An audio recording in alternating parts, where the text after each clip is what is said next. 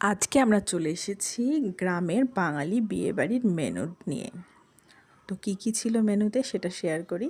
প্রথমেই স্যালাড আর ডিমের ডেভিল, আর তার সাথে সস।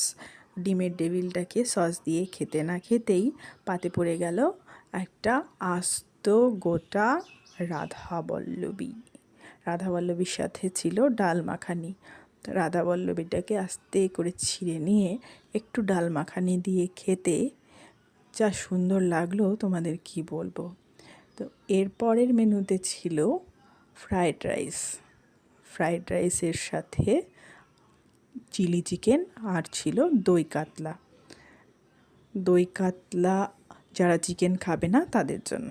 চিলি চিকেনটা ফ্রায়েড রাইস দিয়ে অসাধারণ লাগছিল খেতে, জাস্ট অসাম। অনেকটা খেয়েছি এই ফ্রায়েড রাইস আর চিলি চিকেন, আবার দিতে এসেছিলো নিইনি। এরপর সাদা ভাত, শাক আর তার সাথে মুগ ডাল আর পটল চিংড়ি। তো পটল চিংড়িতে চিংড়ি খুঁজে পেলাম না, যাই হোক সবগুলোই খুব টেস্টি ছিল, খেতে খুব সুস্বাদু ছিল। এরপর এলো মাটন। মাত্র 2 পিসই মাটন নিয়েছি, আর খেতে পারছিলাম না কারণ আমি খুব অল্প খাই। এরপর চাটনি আর পাঁপড় খেয়ে তার সাথে এলো সন্দেশ, দই আর রসগোল্লা। তো এটাই ছিল আজকের মেনুতে। তো কেমন লাগলো জানিও। টাটা।